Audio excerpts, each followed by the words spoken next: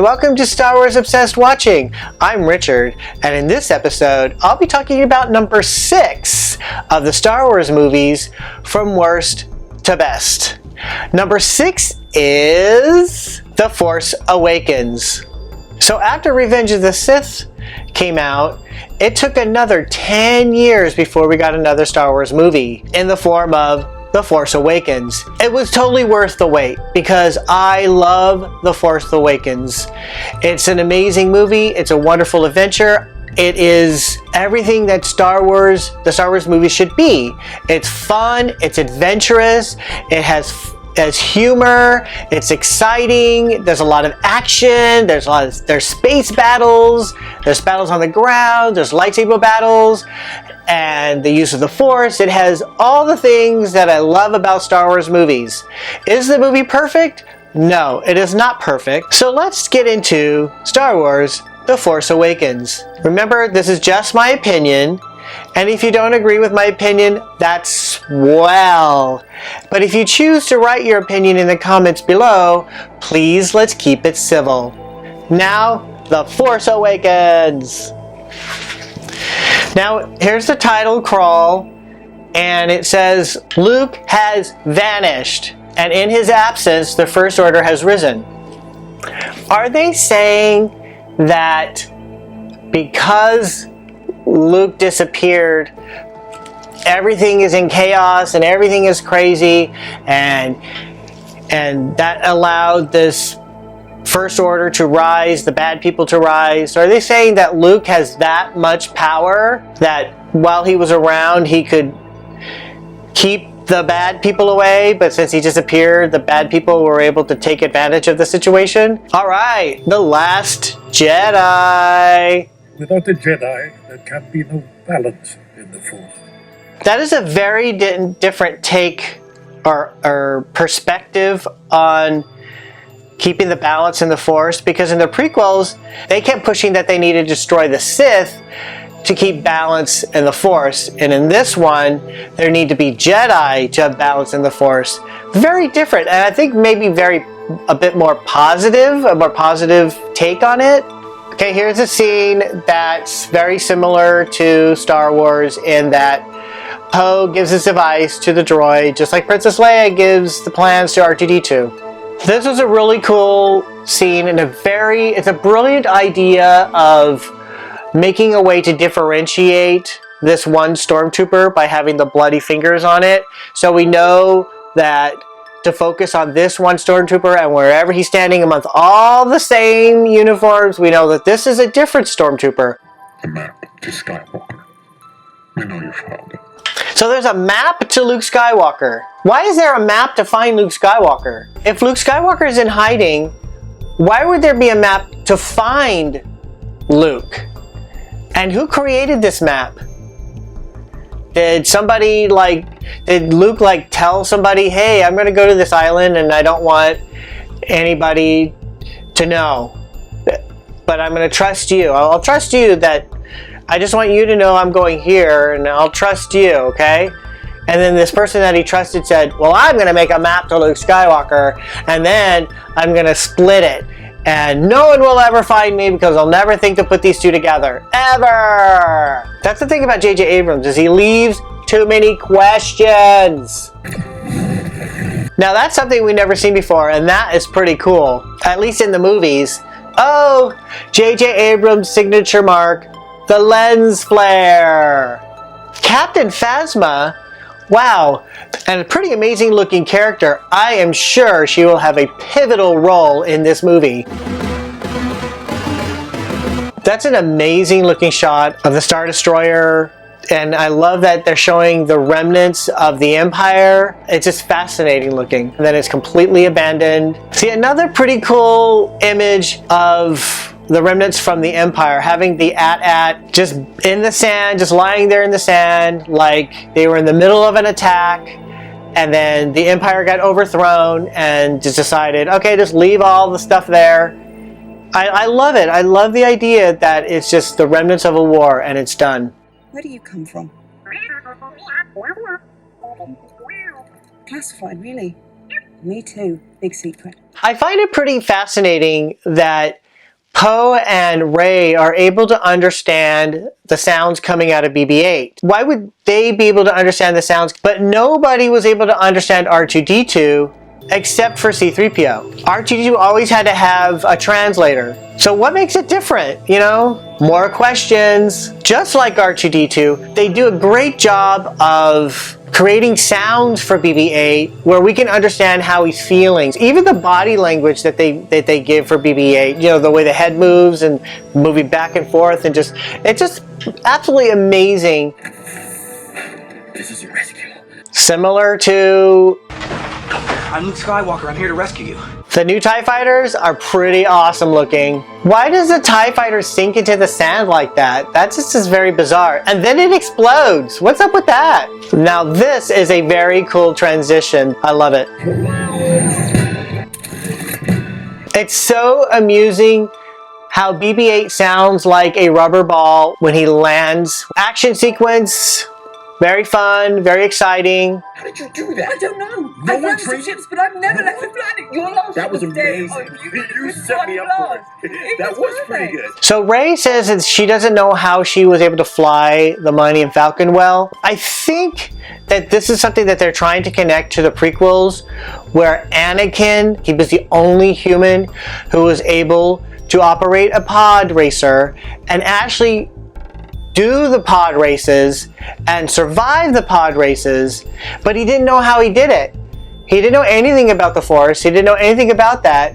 And so I think this is the same situation with Rey, is that she's flying the Millennium Falcon and she's doing a really good job at it, but she doesn't know why. I think that's a pretty cool connection. You got a family? Got a boyfriend? Cute boyfriend? That's a very funny delivery. All right, physical humor done by the actors and not by some CGI character. Good stuff. What about BB-8? Stays with me until I get rid of the gang. Why? Why does BB-8 need to stay with Han? That made no sense. BB-8 could have hid with Finn and Rey. There was plenty of room. And obviously it was a setup to contrive the situation where the gangsters see the BB-8 and they know that the First Order want a droid that just looks just like that. A bit too contrived. Thrust, we're going out of here at light speed. From inside the hangar, is that even possible? I never asked that question until after I've done it. Classic Han. You hurt Chewie, you're gonna deal with me! Hurt him? He almost killed me 6 times! Which is fine. More humor and comedy done right. Here's another attempt at copying the cantina from Star Wars. I will admit, this one is better than that crappy one they tried to do in Attack of the Clones. How did Kylo Ren get Darth Vader's helmet? Who gave it to him? Why did Luke even keep it? It was a reminder of his father going to the dark side, so why would you even keep something like that? I want to know. Questions, questions, questions. Another question. How did Maz get Luke's lightsaber? As the last day of the Republic! Symbolism! Thank you, Film Brain. Another Death Star? You know, we had one in Star Wars, we had one in Return of the Jedi, we had one in Rogue One, and now we have one in Force Awakens. Oh wait, this one shoots 4 beams at once. Level up! I love that Poe hasn't been in the movie for the longest time. And then when he returns, it's very dramatic and very exciting. It just gets me right there, seeing Han and Leia together again. I love these scenes. All right, we were hoping Finn and Poe would have been an item. They were building some kind of attraction to each other that was more than just friendship. The reason is we always look for representation of ourselves in media, like in movies, TV, print, music. That's the one thing that Gary and I were hoping with Finn and Poe, is that we would finally get some kind of gay representation in the Star Wars universe. And we were pretty excited about this, and we were even thinking about this. You know, the movie was over and it still felt like that there's a possibility, and we were keeping our fingers crossed. So think about if the world was very different and the majority of the people were gay. So you saw in everything, in TV, movies, music, print. Everything was gay. Wouldn't you just go, gee, I would really love to see a story where a guy meets a girl and falls in love? Well, that's how I feel as a gay man, is I like to see some kind of representation because representation matters. I guess I should have thought better because J.J. Abrams is very well known for, in his movies, having the case of the not gays. So basically doing whatever you can in your movie to make sure that all your characters are straight, either through dialogue or through their actions. And we did not totally get that in The Force Awakens between Finn and Poe. So there was that glimmer of hope, just a glimmer. You know, it would have been nice. You know, scenes like these, they're so adorable and just so funny and just so wonderful to see. Just these human moments. I love this scene. It is so well done. It is so well acted. And it's just, you know, it's very sad and very tragic that these two wonderful characters have a son who turned to the dark side, and because of that, their relationship were just destroyed as well. And it's really sad, but it's also really touching moment between those two.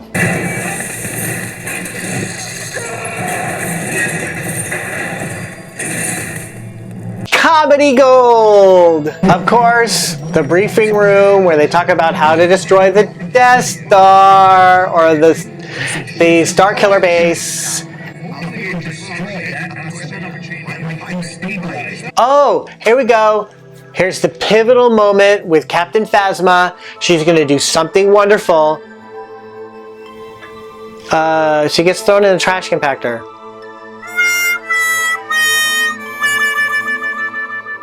Remember, when the sun is gone, that weapon will be ready to fire. But as long as there's light, we got a chance. Light equals good. As long as there's good, we still have a chance. I love it. And their weapon will be fully charged in 10 minutes. Doomsday clock! It would take a miracle to save us now. That is awesome! So tense, so heartbreaking. It's just so well done. I love this scene. When the light leaves the sun, the S-U-N, that's when the light leaves the sun, S-O-N. The visual, that is brilliant. That is deep, that's meaningful. I love it. So the first time I saw The Force Awakens and this scene, you know, I was like, oh no, Kylo Ren stabbed Han Solo and Han Solo fell. I think there was a sense of denial. I didn't want to believe that they were going to kill off Han Solo, even though I knew that Harrison Ford just kept saying things like, gotta kill Han Solo, gotta kill Han Solo. And I do believe I don't know if I read before The Force Awakens or after The Force Awakens, that he said that he's willing to do it as long as they kill Han Solo. I was in complete denial. I kept saying, no, they're not going to kill Han Solo. That's just going to be a flesh wound, and he's going to fall, and he'll land on something really soft and billowy, and they'll go down there and rescue him. Well, obviously that didn't happen, but I was pretty torn apart that no more Han Solo. No more. And what makes this really sad is that we never got a reunion between Han Solo and Luke Skywalker. What were they thinking? Their weapon will fire in 2 minutes. Doomsday clock! Rey has never had any training with the lightsaber, so why is she able to defend herself against Kylo, who most likely had more training? Why, you say? Well, because Kylo got shot, so he's wounded, so I'm sure he's not at 100%. So I'm thinking that's why she's able to fend for herself here. The trench run again? What is this? Are we watching Star Wars again? Weapon fully charged in 30 seconds. Doomsday clock! And I just noticed upon this last viewing that it actually became a star. It didn't just blow up. Is this a reason why I like The Force Awakens? Because it's so similar to Star Wars? Okay, what is up with Leia? Chewie walks by her and she completely ignores Chewbacca. She's known Chewbacca for many, many years. And Chewbacca is like the best friend of Han Solo, but she completely ignores him. What, is she a Wookiee phobe? Now, Leia is looking at Rey, and they're looking at each other as if they've known each other for a long time. And then she walks up to her. She's never seen Rey, so how does she even know who she is? And then she's hugging, and they're hugging for a really long time for two people that have never met before. That's just really bizarre. Leia should be hugging Chewbacca. This is wrong. Wrong, I tell ya. Wrong! Oh look, C-3PO's arm is gold again. That is a really clever way of showing the passage of time. Well, a really cool image, and they're just standing there for a really long time. It kind of get a little awkward. I love this movie. I think it's wonderful, adventurous, exciting. The new characters, Poe, Finn, and Rey, I love them. They're interesting, they're fun. BB-8 is a great new robot. I put it at number 6 because it's very derivative of Star Wars A New Hope. It's not even references, it's like literally scenes taken from Star Wars A New Hope and put in The Force Awakens, almost like being a remake. So that's why I put it at number 6. It's all adventure, all excitement, with a good story, probably because it borrowed from Star Wars A New Hope, but none of the political BS that we saw in the prequels. None of that. It's a Star Wars adventure, just the way the original trilogy movies are. That's the way we want. That's the way I want Star Wars. I want that kind of excitement, that kind of adventure. Not a drag like some other movies. Alright, The Force Awakens. What is number 5 on my list of Star Wars movies from worst to best? You'll find out on the next episode of Star Wars Watching. Hey, thanks for watching Star Wars Obsessed. If you like this video, then give it a thumbs up and click subscribe. Also, click on that bell icon to be alerted to new videos.